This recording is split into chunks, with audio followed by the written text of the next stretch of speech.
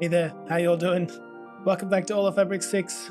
Now I'm having a huge problem here, and that is that there's just so many damn things to do, and I keep getting distracted, but I figured maybe we deserve just a few toys. So first things first is I'm using these crafting accelerators to speed up this crafting machine.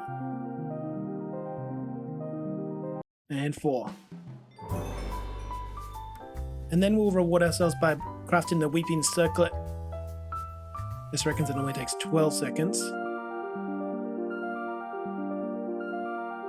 Much better. And then we head over to our fusion shrine, throw in this bucket of liquid crystal.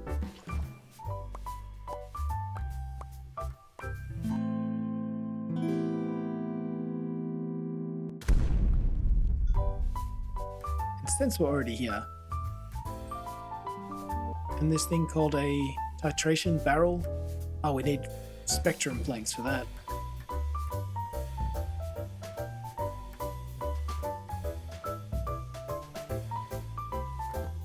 Contains seal with a coloured plank to start fermenting.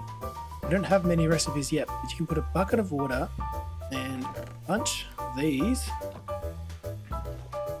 and 12 of them. I wonder what happens if we put more. Alright, we'll put the whole stack in there, seal it up, and apparently that's going to take 4 real-life hours to make us some kimchi. And this circlet equipped in the crown slot. Alright, as you were. And this circlet thing is pretty cool because basically it's a replacement for our ring of chordata. Because this guy filters oxygen out so we can breathe underwater, increases underwater mobility, and heals your nearby axolotls, which sounds pretty similar to the ring of chordata. So I want to give it a test. Okay, we've got that underwater maneuverability.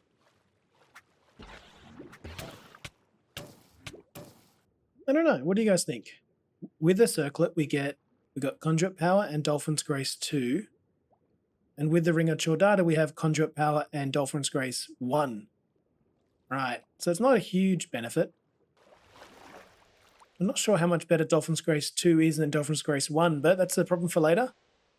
Okay, so here's the plan for today. Last episode, we started our proper ME system and set up some auto crafting down here in the basement. But our power situation is pretty abysmal. Ignore these guys for now. And definitely won't keep up with our... Oh my God. No, I'm done. And definitely won't keep up with our increasing demand here. Currently, this is what we're working with, which still requires me to visit here from time to time and grab the charcoal and top up our fernators. Our basic fernators. They're real low tier ones. So we're going to have to address this today and get something big and powerful set up. Oh yeah, also between episodes, I just moved our Certus Quartz farm thingy over here. Remember this guy? Just our little auto farmer thing, which always makes sure that we have, well, basically 8,200 of both the dusts and the crystals in stock. I just moved it down from up there where it wasn't much use to us. And next to it here, I've set up a little Fluix crystal automation. It's pretty simple. Pattern provider requests the Fluix crystals.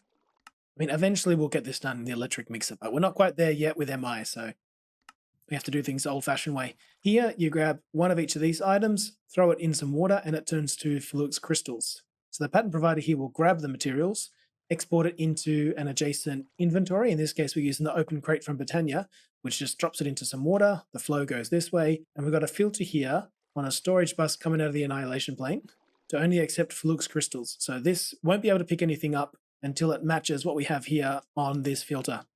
That'll put back into the barrel will feed back into the pattern provider, and that gets back into our system. So let's try that out. Say give us 10. Start, items get dropped. They just sit there until they pop. And then, no. That's a problem. All right, this is gonna need a quick redesign. We've got a quartz fiber here to make sure that these items don't travel back into the system, that they can only go into the barrel. Okay, I plugged that hole. I think this ought to work. Give us another 10. Items get dropped. Items get converted. Item gets retrieved. Item gets taken back to the pattern provider, and auto crafting complete. Also for today, we'll be making a return back here to our MI factory zone, and we'll start setting up passive production of all the ore that's coming out of our steam quarry Really got to be more careful with these things. And all the ore that's coming out of these bronze drills will process and use to automate the production of those drills to send back to the quarry. And yeah, and hopefully we'll get like the electric machines, assemblers and stuff up and running, taking a big step towards what will hopefully be a pretty epic MI factory that'll see us through to the late game. But first up, let's take a look into power. Right, so we've been through a little bit of this before. You've got different ways to generate power. You burn off logs or coal or whatever in the furnator. You consume magma with a magmator. You just consume the heat that comes off things like lava to make the thermogenerator, solar panels, etc. And these things all have different kinds of capacities. They're not identical. Like obviously something that's consuming lava is kind of worth a bit more than something that just consumes the heat that comes off it. So like the top tier thermogenerator generates 1000 FE a tick, whereas the top tier magmator gives us 15,000. But it'll consume ridiculous amounts of lava. Similarly, the late stage versions of the furnators will consume, it's going to generate 15,000 FE a tick, but it's going to consume so much. Instead, we're going to jump into the reactors, which endgame can't be beaten really. 300,000 FE a tick from a reactor. But we'll settle for a blazing 7,000 FE a tick. Yeah, I'm not going to complain about having that much power. To progress in power, you need to start using these things called energizing orbs. And what they do is let you get things like the energized steel, blazing crystals, niotic crystals. Like for instance, to get the energized steel, the kind of the first tier that you need to make to upgrade your power. And that's just throwing in an iron ingot and a gold ingot into an energizer, get you steel. The second tier is cooking up blaze rods.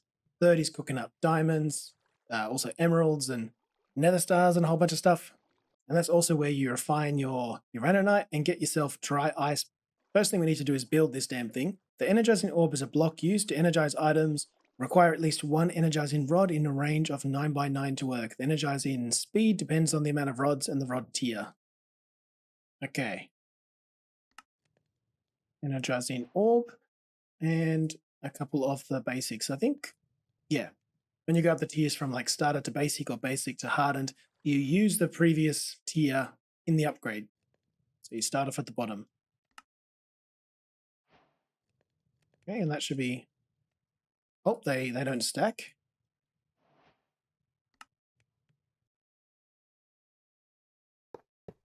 Build a wall of these here.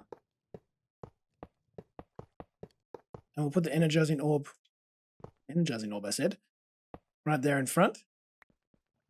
Just to test that this works first. Iron, gold, zippity doodah, give it a zap, and there's our energy cell. Now, unfortunately, you can't put in more, like you can't put in 2 iron and 2 gold. That's not the recipe it's asking for. It's asking for 1 of each. We'll get to that in a second. Let's automate this first. We could put a pattern provider on the bottom, get a few more patterns. Production kicks into gear to compensate, and then set up a few of these recipes. And now we put them in there. So this pattern provider can at the moment do all those recipes and output into there and then import back into itself, back into the pattern provider. Some reason, even though we have no filter set on this item pipe here, some reason it won't take the iron, and it won't take the gold, but it does take the finished product. If this becomes a problem later on, we'll just have to come here and set a filter for the output items. But for now, that seems to do the job without us having to do too much work. So we've got our patterns. Now let's connect this to ME. Grab a new memory card, and I think this ought to be good enough for like everything on the right side of this chunk. Throw down a P2P, give it a channel. We'll store that card there for later, and then connect that up to the pattern provider.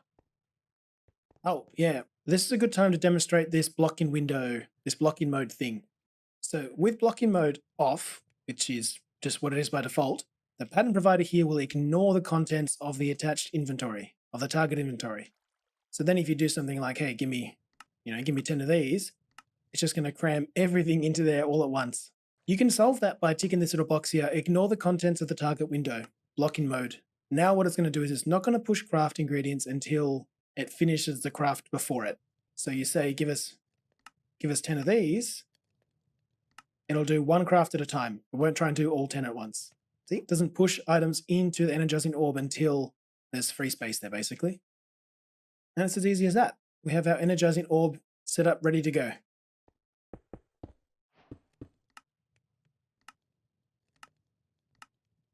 Right, so that, so that works and all. But if we're going to have enough resources to make 36 of these reactor blocks, and that's what it takes to build a reactor multi-block, we are going to need to have a lot of blaze powder, which is just something that we're actually lacking. We've only got 77. And if my calculations are correct, I think we need 144. So there's a few ways we could do that. We've got these spawners just laying around. So we could just kill them manually here. But I actually found something down in the nether that I wanted to show you guys. And it just so happens to be full of blazes. So let's go check that out instead.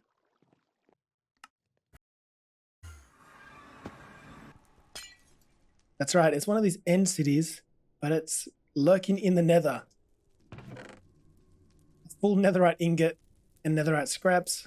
Some really good enchants on these items, but alas, we have no way of stripping them. And more importantly, mobs.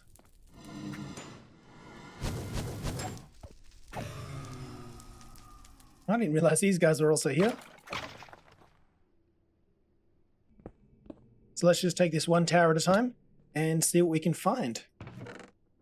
Oh God.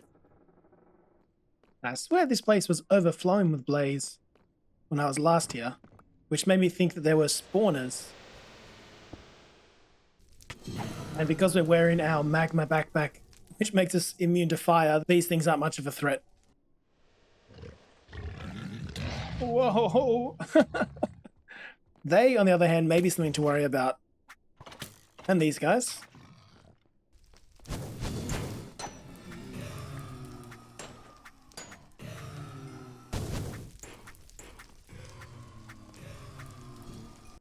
I swear this place was overrun with blaze. So much so that I figured there were spawners all over the place.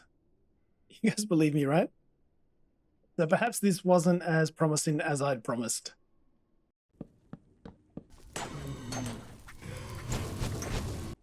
Right, maybe until it's 150. Maybe until we've got our mob farm up and running. This ought to do us for blaze, which has been kind of annoying for us to get up until now. Definitely not as hard as ender pearls.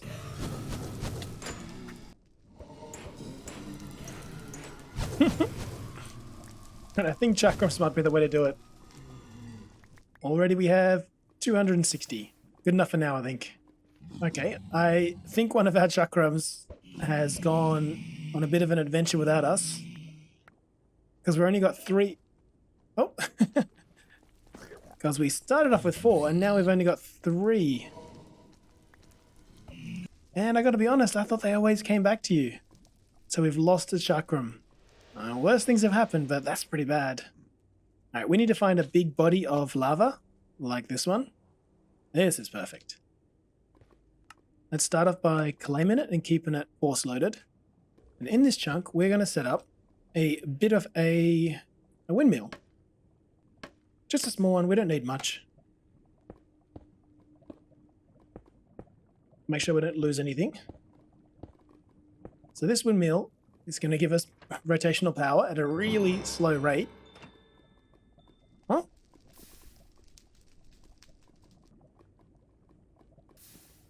Hey, someone is shooting at us. Okay, this is going to have to be uglier than I was hoping we were going to have. Okay. Now we should have a bit more privacy. This guy, which let's just double check we can still turn on. That we can. This guy is going to be providing our hose pulley here. Okay, maybe not that hose pulley. But definitely this one. Oh, and there's our chakram. It managed to cross through dimensions to find us. Isn't that sweet?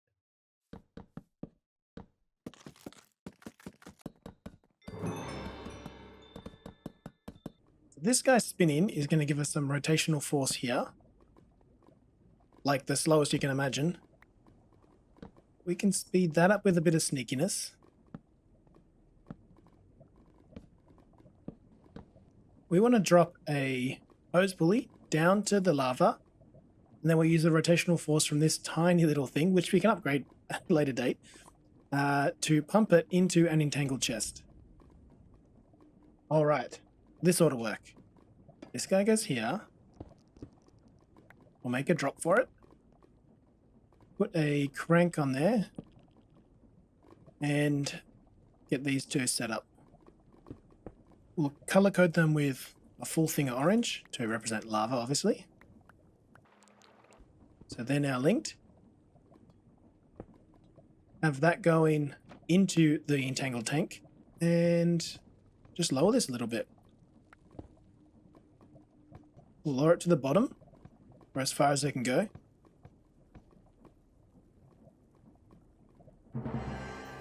Tap in the mantle, that sounds like it's for infinite. Yep, infinite lava. Now obviously this is a mess, but you can see we've already got 7 buckets, 8 buckets of lava. That's fast enough. We can replace all these cogs with just by getting a rotational speed controller. But that would require kind of like getting a little bit of infrastructure set up, and creates not what we're doing today. So lava, cable, storage bus. Now it's telling us we have 16 buckets of lava in there. Now let's clear the bucket of lava. We don't want to see that. And I'm hoping that that's good enough to let us start crafting up this paste. Missing 2 buckets. I wonder if that's because I didn't allow fluid substitutions. Try to use fluids instead of items. That's probably it. Let's try that again. 20 of them. And it crafts in batches of 24, and this thing filled up. Yep, it crafts in batches of 24 because, well, that's what the recipe is. You get 24 dielectric paste for a lava bucket. Cool. Let's get our reactor going then. So I've created all the recipes for it, and let's just say we want to get 36 of these blazing reactors. Hopefully this long craft will kind of sort it all out for us. Might take a while because it's got quite a few operations to do, and it's going to have to cook up a lot of stuff. So maybe let's let that do its thing while we head back to the nether and try out a little fishing. Burning desires, I got a bonefish, which just becomes a bone.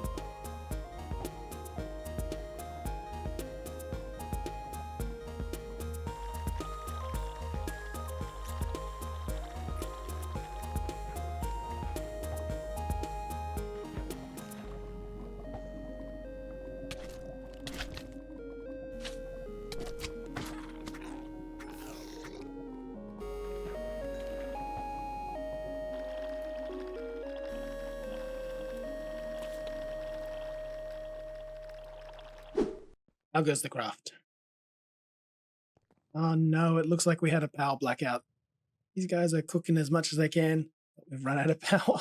I guess this thing just consumed too much power, which is literally what we're here to address. Right, from our little fishing expedition there, we didn't get too much. Just some fish, really. The rod itself is cool. I'm sure we can get it set up with some like some auto fisher or something later on. Hopefully we can get something more interesting with them. So I just turn that off to try and build up a little bit of a reserve. And it's just got to cook up 52 energized steel and 10 more blaze rods. Well, while we're waiting for that to charge back up, let's open up this titration barrel and grab ourselves some kimchi. How do we... Contain 0 items. No! I did bad. Ah. So it does state in the book that kimchi is made of 3 different vegetables. All right. In that case, let's give it 4 pumpkins, potatoes. All right, lock it up. Back in 4 hours.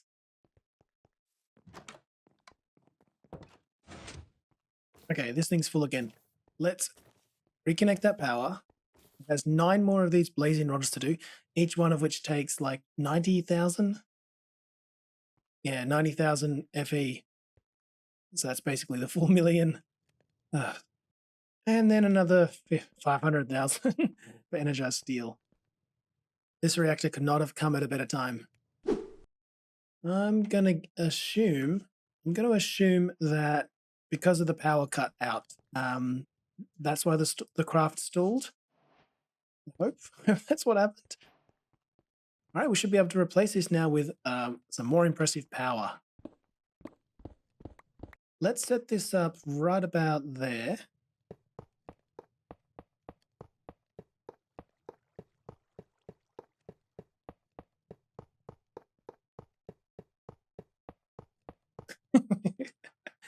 So we want all these things: redstone, uraninite, dry ice, and I think probably anything to do with carbon. The ME interface works a bit like a requesting grid. I'm going to say always keep it stocked with 64 redstone, always keep it stocked with 64 charcoal. You know what? Coal. We're about to be bringing in ridiculous amounts of coal once we get MI set up. So coal, uraninite, stack of that stuff, and a stack of the dry ice. But the problem is our system doesn't have these items. Like dry ice, I've got 8 of it in total. The only way to get it automated is by energizing 2 blue ice. So that's a crafting recipe. And since it's a crafting recipe, you put in a crafting card, which lets this MI interface kind of make requests upon the system. Let's instead just put it here. Give these things their requests. And then just use an item pipe. Is there a better way to do this? Yeah, probably no doubt. And we also need to give it water, I believe. Okay, this guy's producing. It's already got almost 10 mil. What are we interested in is what happens when it runs out of uraninite. The uraninite will be coming in automatically once we get a steel drill set up, but that's not today. Already I can see I made a huge mistake of not leaving enough room for this. So we're going to have to do some creative power management because I'm unable to put a power cable here because all this is in the way. It's ugly, but it'll do. And everything is charging up now super fast because this is producing 7K a tick. Way faster than these cables can even carry. Okay, I'm curious. What will happen if we put an export bus pointed into the Energizing Orb, and in this, chuck a couple of capacity cards and a request for all deep slate uraninite ore. The blocking mode thing. None of these cards seem to really change the mechanics at all. But if the whole process was quicker, I'm pretty sure that these blocks would be refined before the next one got jammed in there, which means we need to upgrade our rods. And let's make just 8 of the blazing energizing rods. Yeah, so the idea is our MI mine will eventually be digging up the, where is it? This stuff in the electric quarry once we have the steel drill up and running. And we want to send that right over here to automatically get exported into the Energizing Orb to become something that we can actually use, uraninite.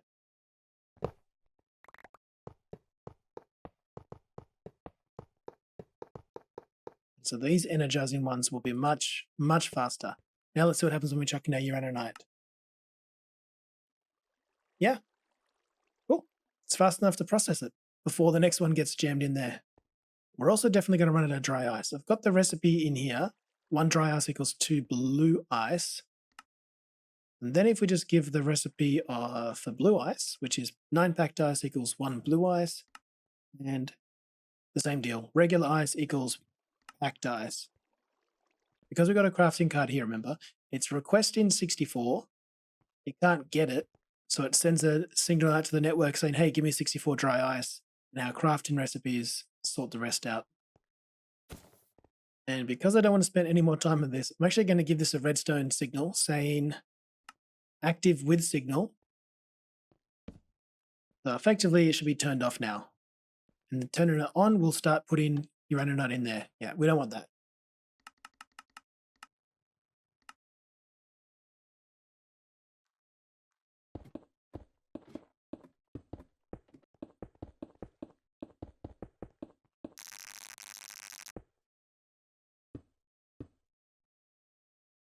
Well, everyone, it looks like we finally did it.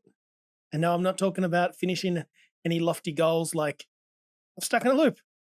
Oh, I'm not talking about finishing any lofty goals like our MI factory or getting the completionist trophy or anything like that. No, what we finally did is pull a muscle in my neck. I'm not sure we did it, but I did it. I wasn't doing anything too out of the ordinary. I just had a bad night's sleep, something that literally thousands of people do every night. But somehow I managed to screw it up.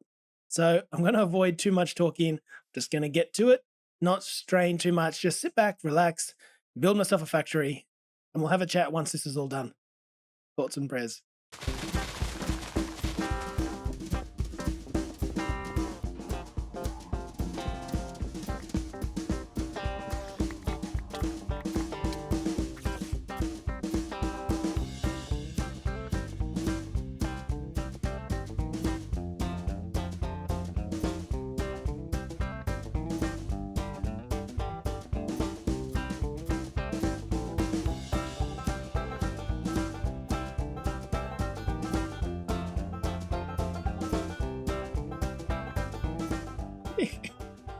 What is this? This thing just fell out of the sky and has dropped some stardust. Can I mine you? Oh, sorry, buddy. Can I mine it? I guess I can mine it. It's dropping all kinds of crap. Spectrum. Spectrum, I'm telling you.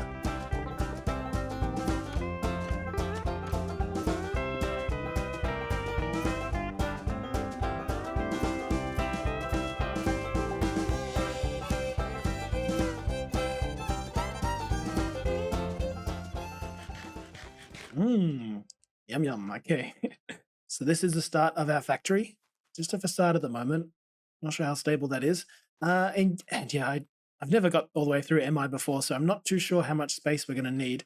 Hopefully, I'll be able to kind of make a bit of a patchwork, add things around here, or use a bit of verticality for the second and possibly even third floor if we need to.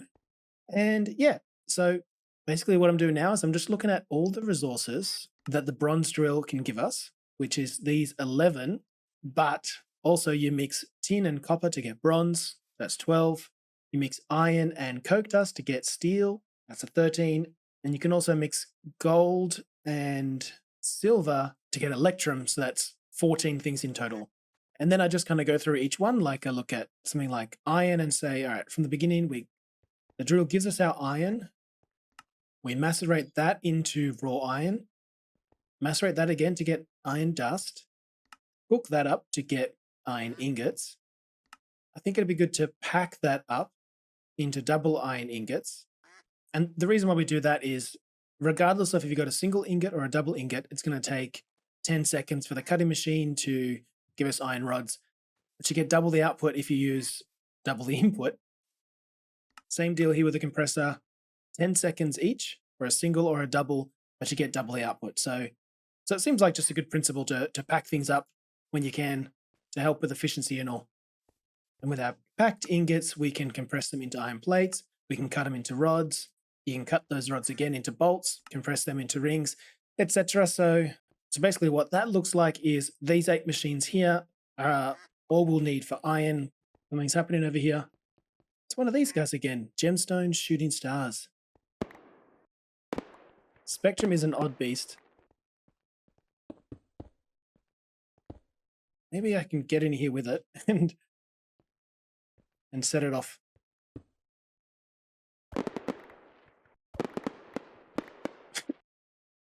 Odd stuff.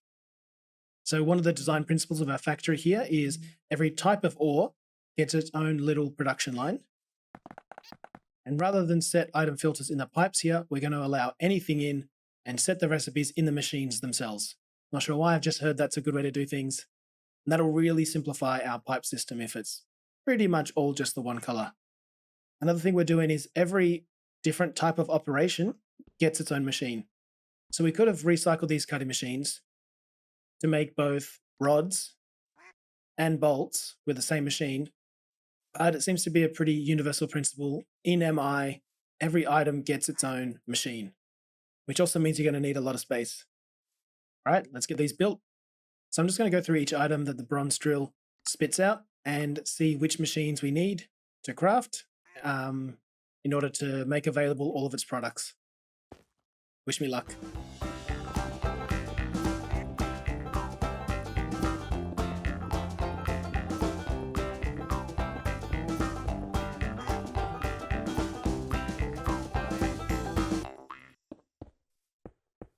So almost done here with setting our filters.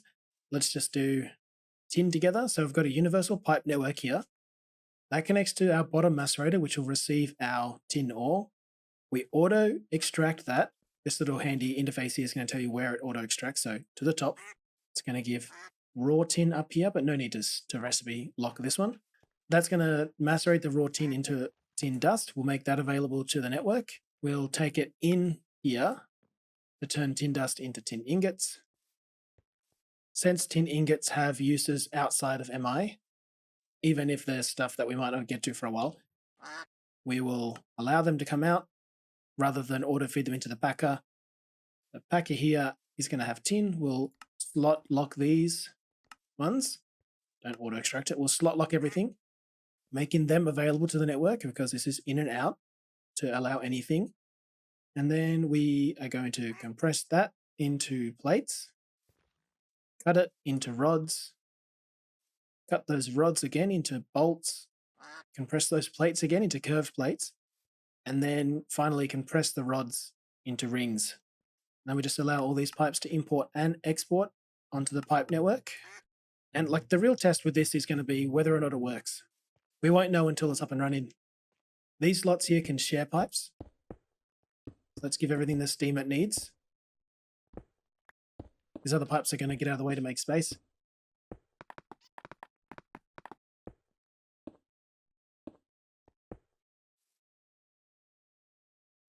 A bit shy to show you guys because you're probably going to laugh. But I think this is everything that we need to process everything that comes out of this old boy, the steam quarry. The only problem is we haven't got enough steam coming into the system, so these machines here are basically running on fumes. But yeah, that aside, we should be safe to dismantle all this now, all this temporary stuff that we set up. I'm probably going to regret this, aren't I?